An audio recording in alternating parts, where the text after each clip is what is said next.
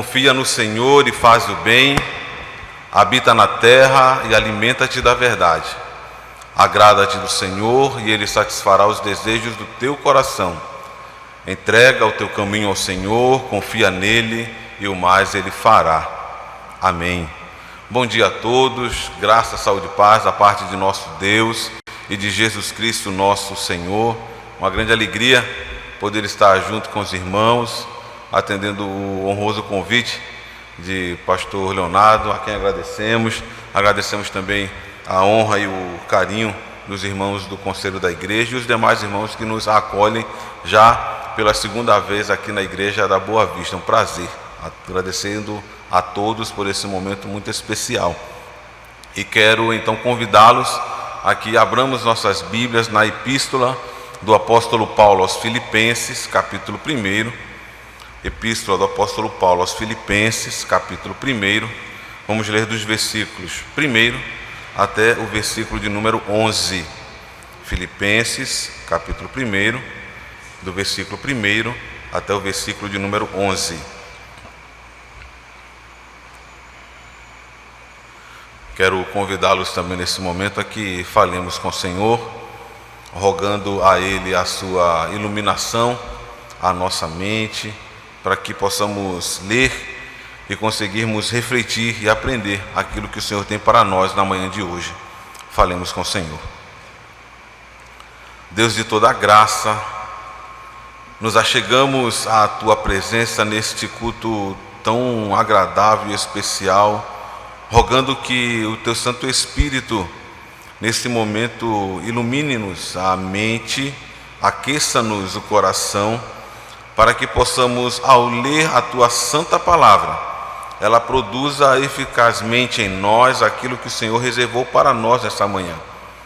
Abençoe os irmãos que aqui no templo estão conosco. Alcance também, Deus, aqueles que nos acompanham pela internet, dado esse momento de restrição quanto à convivência social, e que, Senhor, Teu Santo Espírito haja nas nossas vidas, para que possamos viver a cada dia mais e mais parecidos contigo e como o Senhor deseja para nós. Fala-nos em nome de Jesus. Amém. Assim nos diz a palavra do Senhor, Filipenses 1, de 1 a 11.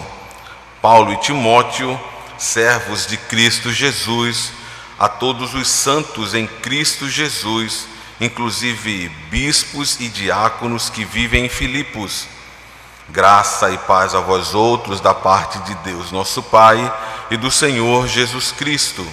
Dou graças ao meu Deus por tudo o que recordo de vós, fazendo sempre com alegria súplicas por todos vós em todas as minhas orações, pela vossa cooperação no Evangelho desde o primeiro dia até agora. Estou plenamente certo de que aquele que começou boa obra em vós há de completá-la até ao dia de Cristo Jesus. Aliás, é justo que eu assim pense de todos vós, porque vos trago no coração, seja nas minhas algemas, seja na defesa e confirmação do Evangelho, pois todos sois participantes da graça comigo. Pois minha testemunha é Deus, da saudade que tenho de todos vós, na terna misericórdia de Cristo Jesus. E também faço esta oração, que o vosso amor aumente mais e mais, em pleno conhecimento e toda a percepção, para aprovardes as coisas excelentes e serdes sinceros e inculpáveis para o dia de Cristo, cheios do fruto de justiça, o qual é mediante Jesus Cristo, para a glória e louvor de Deus. Amém. É muito interessante quando nos atentamos para ler a epístola que o apóstolo Paulo escreve aos Filipenses, né? Quando olhamos o todo da literatura bíblica, nós percebemos que a primeira menção que se faz na Escritura Sagrada à cidade de Filipenses, lá no Novo Testamento, se encontra no capítulo 16 de Atos dos Apóstolos. E o capítulo 16 de Atos dos Apóstolos, ele ajuda-nos muito a entender um pouco da cidade e da igreja de Filipenses, né? Lá no versículo 12 de Atos 16 tem a primeira menção que se faz ao livro, ou à cidade, na verdade, de Filipenses. E nesse versículo o texto vai dizer que Filipenses é uma cidade da Macedônia, primeira do distrito, colônia, né? Evidentemente uma colônia romana.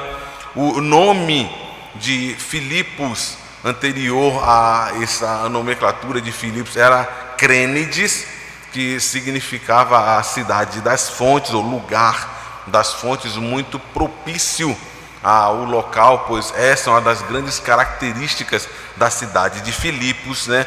O seu nome é mudado quando em 360 o pai do grande Alexandre Magno, ele invade a cidade, toma a cidade então, e ele decide trocar o nome da cidade de Crênides para o seu próprio nome. Então a cidade que anteriormente se chamava Crênides, e aí alguns conseguem encontrar isso na literatura antiga, ela tem seu nome mudado então para Filipos, dada a essa invasão. Então ela passa a ter esse nome, na verdade, né? Era uma cidade muito importante, ela ficava ali situada justamente naquela tão conhecida e tão falada ainda hoje, né, da Via Inátia, né, que ligava justamente Roma a toda a região da Ásia Menor. Era uma cidade extremamente importante, e daí talvez esteja essa designação antiga, né, como o lugar das fontes. Afinal de contas, ela ficava elevada a uns 12 quilômetros, né, da costa norte do mar Egeu, junto ao limite da região da Macedônia com a Trácia. Então ela é uma cidade muito importante em todo aquele contexto do final do segundo século antes de Cristo, passando por toda essa situação. Ela esteve sob o domínio do Império Romano desde o ano 167 antes de Cristo, mas só em 31 antes de Cristo é que ela realmente é trazida então, né, ou é levada, como você queira entender aí a história, ela é levada então à categoria, né, de colônia. Pois bem, quando nós olhamos, né, deixando um pouco a questão da história da cidade e olhando um pouco para o livro de Filipenses, esse livro que é tão amado, esse livro que é tão ensejado por nós cristãos, nós percebemos na literatura de Filipenses algumas características muito especiais. O Dr. Merrill Tenney, ele diz que de todas as epístolas que o apóstolo Paulo escreveu a não indivíduos, essa é a epístola mais pessoal do apóstolo Paulo. E ele diz então que ela é dessa maneira porque nós encontramos em Filipenses uma carta de agradecimento do apóstolo Paulo por todas as bênçãos recebidas desta igreja tão especial. Filipenses, quando nós lemos o todo da epístola, nós percebemos que ela é uma carta realmente cheia de marcas de gratidão do apóstolo Paulo por essa comunidade que é tão afetiva com ele, que é tão carinhosa, que é tão amorosa por ele. Filipenses também é, como diz o Dr. Terry, uma expressão da vida cristã pessoal do apóstolo Paulo. Então nós podemos conhecer muito de pessoalidade do apóstolo Paulo quando paramos e nos detemos para ler a epístola aos Filipenses.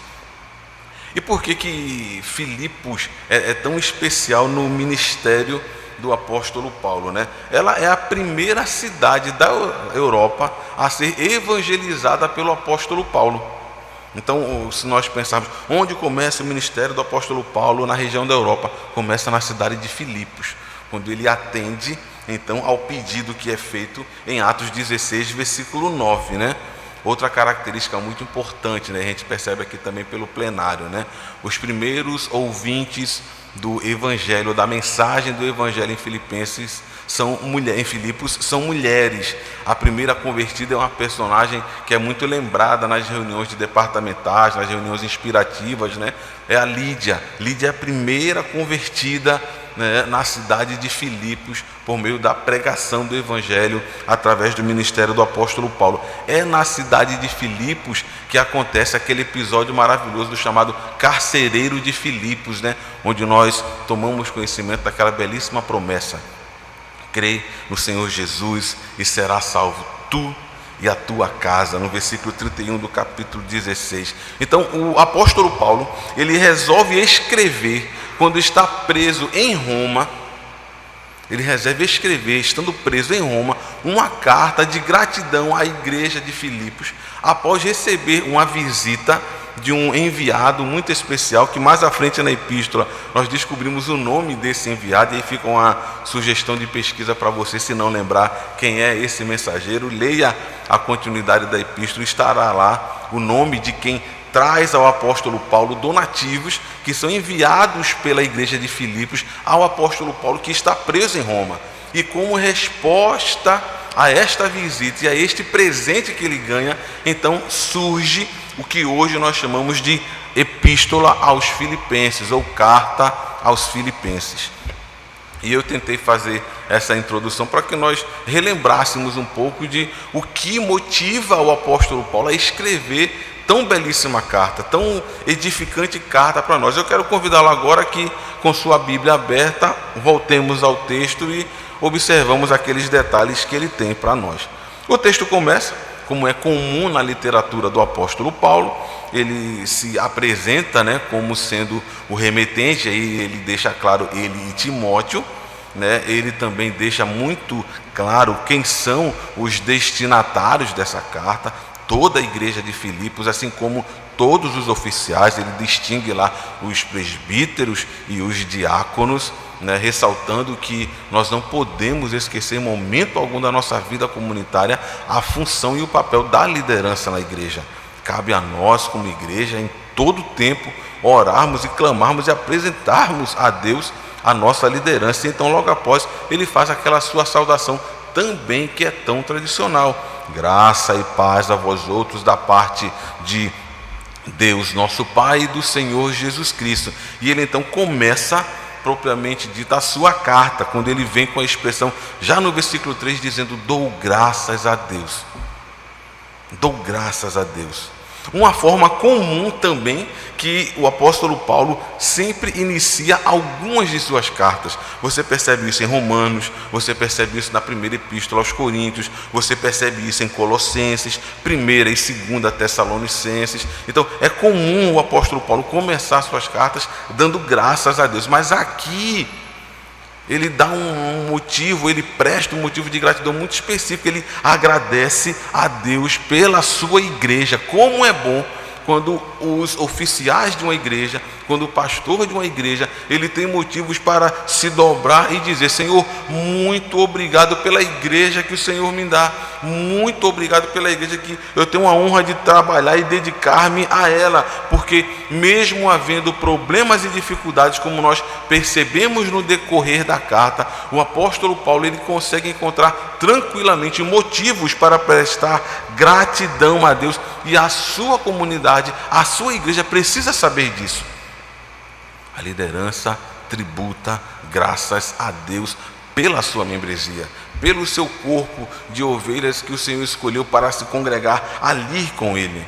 No versículo 4, ele já começa também dizendo que coloca-se diante de Deus orando por todas aquelas ovelhas. Ele não apenas agradece a Deus, mas ora a Deus por todos aqueles irmãos. Isso é lição para nós.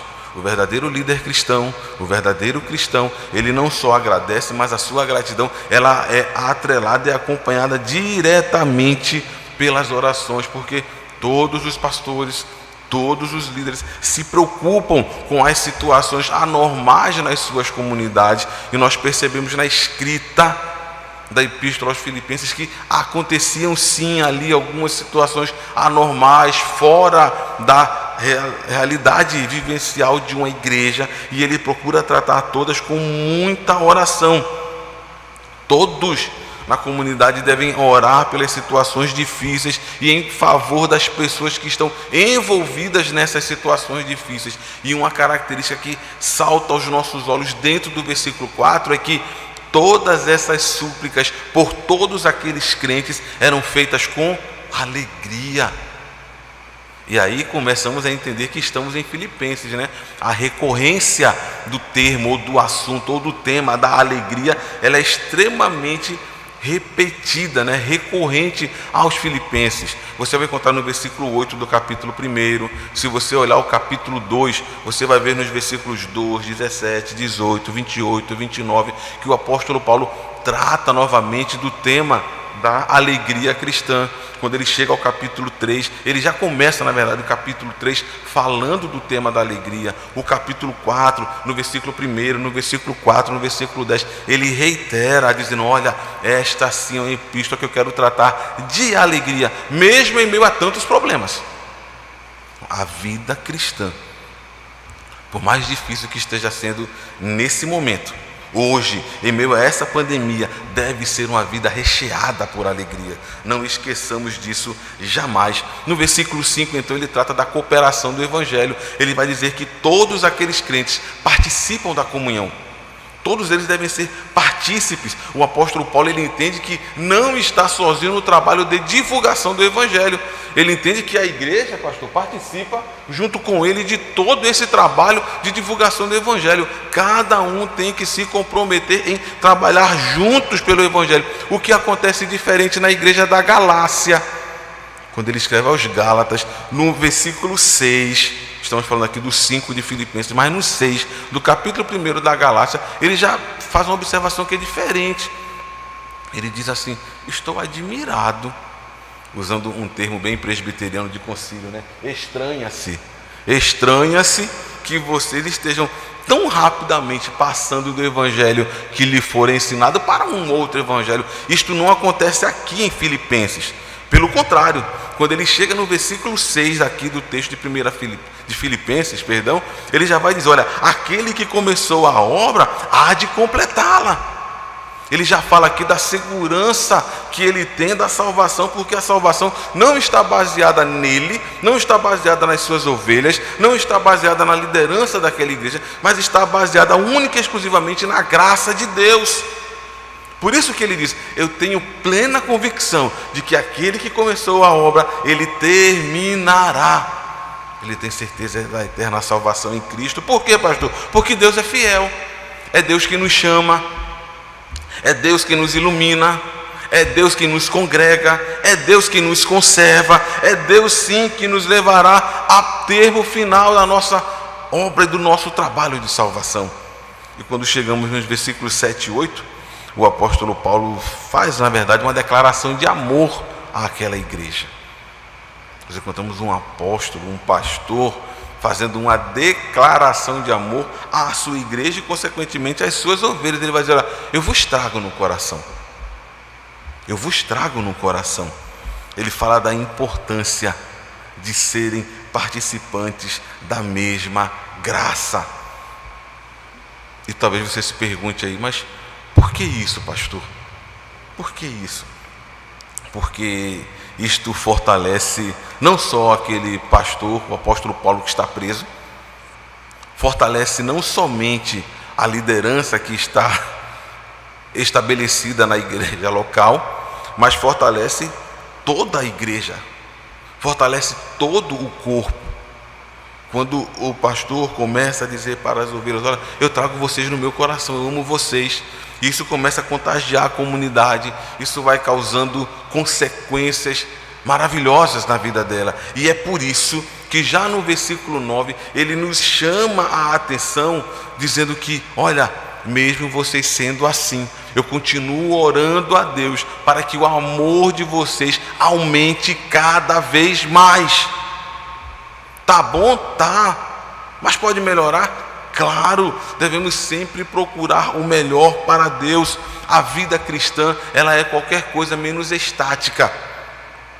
Nós não podemos parar não podemos achar que aqui onde estamos está bom, não podemos ficar estacionados na caminhada com Deus, e é por isso que é chamada de caminhada, é por isso que a melhor figura que prefigura, que ilustra a caminhada cristã é a do deserto, porque deserto não é terra de cultura, deserto é terra de peregrinação. Então a caminhada cristã, a vida cristã, ela deve sempre ser dinâmica, e o apóstolo Paulo deixa isso claro aqui no versículo 9: eu oro para que o amor de vocês aumente.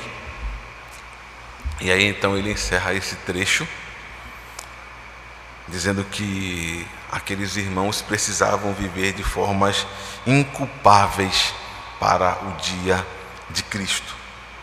Ele aqui retoma o pensamento do versículo 6. Ele traz novamente a lembrança da ideia do princípio do versículo 6. Por quê? Porque a preocupação do pastor sempre é com a salvação final da sua igreja. A preocupação de um pastor é com que os seus crentes, as suas ovelhas, estejam bem espiritualmente na caminhada com Deus, porque somente pela graça de Deus em Cristo é que nós ficamos livres da culpa e da consequência do pecado, do castigo do pecado. É em Cristo que isso acontece. Então ele chama-nos a atenção para isso. Após essas observações em torno do texto, eu quero chamar a nossa atenção para que reflitamos nesses poucos minutos que nos restam sobre o que é uma igreja comprometida. Falamos um pouco sobre a história da cidade de Filipos, pensamos um pouco aqui, relembramos algumas informações sobre a epístola aos Filipenses tentei trazer algumas informações referentes ao texto também que nós acabamos de ler. E agora eu quero convidar você que juntos reflitamos sobre como que nós hoje, em pleno mês das missões, como é o mês de agosto no calendário da nossa igreja, como é que nós podemos ser uma igreja realmente comprometida? O que é uma igreja comprometida? E desse texto que nós acabamos de ler, nós aprendemos que uma igreja comprometida, como nos mostra o texto sagrado, que era a igreja de Filipos, uma igreja comprometida, ela demonstra ou ela dá provas de seu compromisso por meio de uma cooperação, por meio de uma ação em conjunto, aquilo que geralmente nós chamamos de comunhão. Então, uma igreja comprometida, ela dá provas, ela demonstra o seu compromisso por meio de uma cooperação ininterrupta. E eu queria convidar você a lermos juntos alguns versículos do texto, com sua Bíblia aberta. Vamos ler juntos? Versículos 3, 4 e 5. Uma igreja comprometida, ela demonstra seu compromisso por meio de uma cooperação ininterrupta. Versículos 3, 4 e 5. Leiamos. Dou graças ao meu Deus por tudo que recordo de vós, fazendo sempre com alegria súplicas por todos vós, em todas as minhas orações, pela vossa cooperação no Evangelho, desde o primeiro dia até agora. O normal da vivência é que nós só conseguimos cooperar com alguém enquanto o nosso relacionamento está bem, enquanto está tudo certinho, enquanto a amizade está boa, enquanto o companheirismo está legal, enquanto a recíproca é verdadeira, vai tudo muito bem, tudo ok.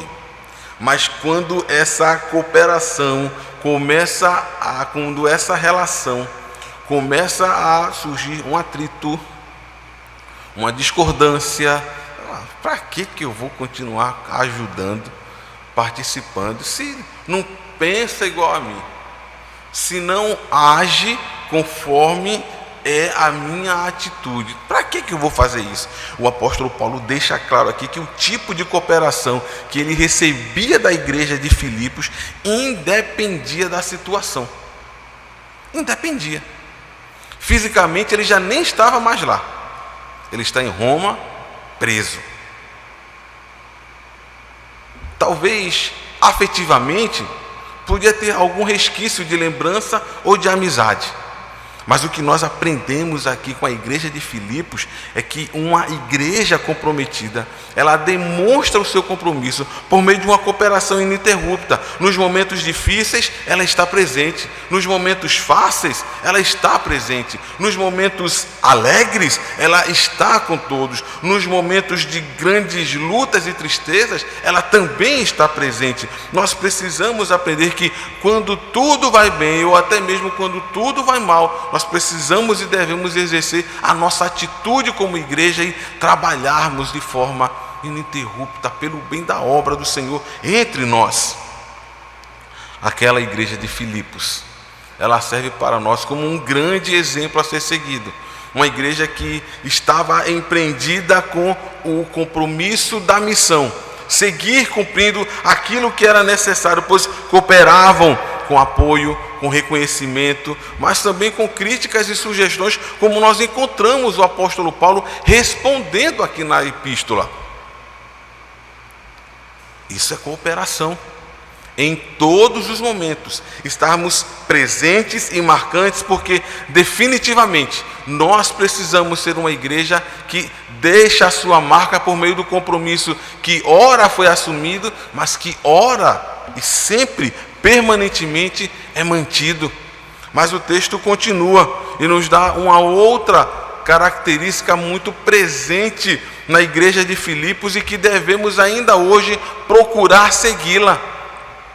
Uma igreja comprometida, ela demonstra o seu compromisso por meio de uma cooperação sacrificial. É o que nos ensina o versículo 7. Vamos ler juntos o versículo 7? Vamos ler juntos? Aliás, é justo que eu assim pense de todos vós, porque vos trago no coração, seja nas minhas algemas, seja na defesa e confirmação do Evangelho, pois todos sois participantes da graça comigo. Meus irmãos, uma igreja como a de Filipos é um bálsamo para qualquer líder. E é verdade. Por quê, pastor? Porque ela coopera com a liderança sem parar, até nos momentos de extrema dificuldade. E isso é marcante porque fica claro, mesmo nos tempos difíceis, mesmo nos tempos ruins. Imaginemos agora como que estão sofrendo as igrejas pelo Brasil e pelo mundo. Em algumas cidades estão simplesmente proibidas as celebrações, como aqui estamos podendo ainda fazer com restrições difíceis, mas em um lugar simplesmente está impedido. É muito válida essa característica, ou essa igreja de Filipos como exemplo para nós. Eu estou aqui até tentando evitar o termo paradigma, né?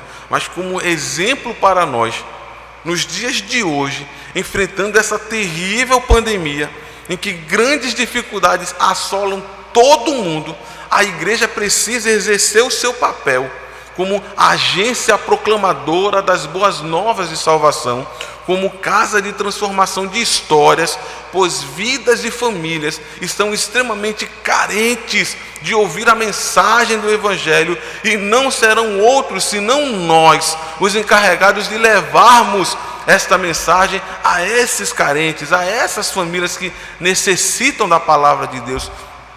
E nesses tempos nós só conseguimos cumprir, dar contas desse compromisso que assumimos geralmente à frente da comunidade no dia da nossa pública profissão de fé, e dizemos que iremos cooperar com a propagação do Evangelho por meio da igreja local onde estamos sendo recebidos. Esta é a hora de colocar em prática os nossos juramentos quando somos recebidos à membresia da igreja, e Filipos dá para nós esse exemplo. As coisas nem sempre vão fáceis. As coisas nem sempre acontecem como nós esperávamos ou como nós planejávamos. Certamente o conselho da igreja, quando planejou o ano de 2020, não pensou ficar esse tempo todo trabalhando com a igreja assim. As aulas de escola dominical tiveram todas de ser alteradas, ajustadas. Os cultos de semana, os cultos de finais de semana.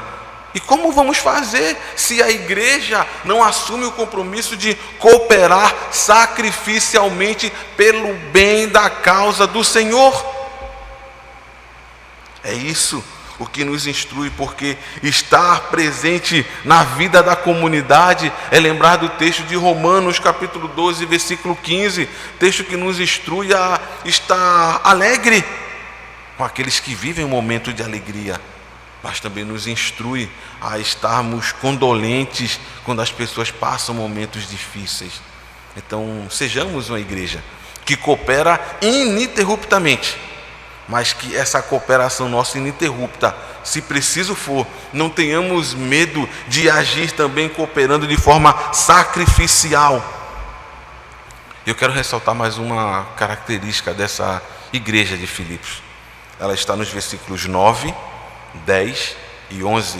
Eu quero convidá-los a lermos juntos, quando assim o texto se encerra, e chamo mais uma característica dessa igreja. Vamos ler juntos? E também faço esta oração, que o vosso amor aumente mais e mais, em pleno conhecimento e toda a percepção, para aprovardes as coisas excelentes e serdes sinceros e inculpáveis para o dia de Cristo, cheios do fruto de justiça, o qual é mediante Jesus Cristo, para a glória e louvor de Deus. Uma igreja comprometida, ela demonstra o seu compromisso, como já falamos, né? Cooperando ininterruptamente, cooperando de forma sacrificial. Mas quando lemos os versículos 9, 10 e 11, nós verificamos que essa igreja, ela também tem a característica de cooperar por meio da oração. Uma igreja só é vitoriosa nas suas lutas e demandas quando ela não cessa de orar em nenhum instante. Em nenhum instante. Lembro da história de uma igreja, irmãos, reverendo Leonardo, que passou por uma crise tremenda na região sudeste do nosso país. Uma crise tremenda. E a membresia daquela igreja chegou a ponto de ser menor que uma dezena de membros. Situação caótica. E um pequeno grupo de senhoras assumiu que aquela igreja não fecharia, porque elas iriam orar pela igreja. Aquele grupo de pouquíssimas senhoras com uma idade avançada assumiu o compromisso: nós vamos orar por essa igreja e ela vai se reerguer por meio da oração. Essa igreja hoje tem mais de 100 anos, está viva, pungente para a glória de Deus, e é um referencial para muitas outras igrejas Brasil afora. Uma igreja que quer crescer, que quer vencer, que quer retomar, que quer fazer algo diferente dentro do ambiente onde ela está inserida, ela precisa ter uma dinâmica de oração marcante, viva, atuante, onde a liderança ora pela membresia, a membresia ora pela liderança, e nós precisamos entender que é certo que devemos orar por todos os homens, nós devemos orar por cada pessoa que temos contato, que temos acesso, mas precisamos orar, como nos ensina também o apóstolo Paulo escrevendo aos Gálatas, por aqueles que têm a função de nos alimentar espiritualmente. Não deixemos de orar uns pelos outros e por quem nos conduz no caminho da vivência com Deus. Por que nós precisamos orar, pastor? Porque orar faz bem. Orar faz bem porque é um meio de graça. Orar faz bem porque nos edifica. Orar faz bem porque nos deixa mais próximos de Deus. Mas a oração, ela precisa deixar de ser apenas um labor. Infelizmente, na caminhada, nós conhecemos irmãos E quando falamos irmãos, falamos de colegas de ministério, oficiais de igreja, membros de igreja. Isso aqui não se restringe apenas a membros, mas nós conhecemos irmãos na caminhada que oram simplesmente por obrigação, para cumprir os ritos. Eu tenho que orar porque sabe como é que é, né? Se não orar, como é que vai ser? Tem que orar porque se não orar, como é que vai ser? A oração precisa ser algo prazeroso. Nós precisamos orar sabendo com quem estamos falando. Nós precisamos orar sabendo quem está nos ouvindo. Porque a oração, ela satisfaz, mas só satisfaz ao crente de verdade. A oração só é prazerosa para quem vive e goza de relação de comunhão com Deus próxima. É na oração que muitas vezes encontramos calma. É na oração que muitas vezes nós trazemos e encontramos paz. É na oração que muitas vezes nós encontramos alívio para a nossa alma nos momentos mais difíceis da nossa vida. Orar é privilégio. Orar é privilégio. Não são todas as pessoas que têm ciência de que podem se achegar a Deus diretamente e dizer: Pai, estou aqui. Ah, se todo mundo soubesse que a oração é um privilégio que conecta o homem diretamente a Deus, sem precisar de nenhum intermediário. Ah, se todos soubessem que ao curvarmos a fronte, ao fecharmos os olhos, ou ao deitar, ou ao sentar, ao andar, fazer qualquer atividade, nós podemos nos conectar diretamente, como alguns dizem, hotline, direto com o Senhor. Como seria bom e como seria benéfico para a vida da igreja se nos apropriássemos a cada vez mais e mais desse maravilhoso bem, meio de graça que o Senhor deixou para nós. Eu encerro essa nossa reflexão de hoje indagando a você que está conosco, a você que nos assiste pela internet: de que forma nós queremos que a nossa igreja se porte na iminência da volta de Cristo? Como que nós nos prepararemos enquanto crentes para o nosso encontro com Cristo? É necessário que cada um de nós, façamos um autoexame. E perguntamos: será que eu estou sendo uma igreja verdadeiramente comprometida? Será que o meu pastor, o meu conselho, a minha junta, a minha diretoria de sociedade, a minha liderança de federação, a minha confederação pode contar comigo de forma ininterrupta, de forma sacrificial, de forma intercessória? Será que eu tenho disponibilizado o meu tempo a fim de orar por quem e quando necessário? Se nós desejamos uma igreja presbiteriana da Boa Vista mais forte, mais desenvolvida, nós precisamos agir para tal, nós precisamos orar para tal, nós precisamos trabalhar para que isso aconteça. E esse é o nosso grande desafio. Esse é o nosso grande desafio como cristão. Essa é a nossa grande tarefa: fazer com que o reino de Deus cresça entre nós aqui, onde nós congregamos, onde nós moramos, onde o Senhor nos traz aqui. Estabelecer o objetivo de, a cada culto, você tentar trazer sempre um visitante. A cada culto que você não possa vir, mas for se conectar pela internet, compartilhe o link, convide, diga: participe do culto de nossa igreja, esteja conosco. Nós estaremos assumindo um compromisso cada vez maior, e certamente o Senhor nos ajudará, e que neste mês das missões, que já está bem próximo de se acabar, você ainda tenha tempo, tenha condições e principalmente motivações para ser um missionário, uma pessoa que multiplica a palavra de Deus, para que outros leiam, vivam e compartilhem a palavra de Deus. Que o Senhor nos abençoe. Amém.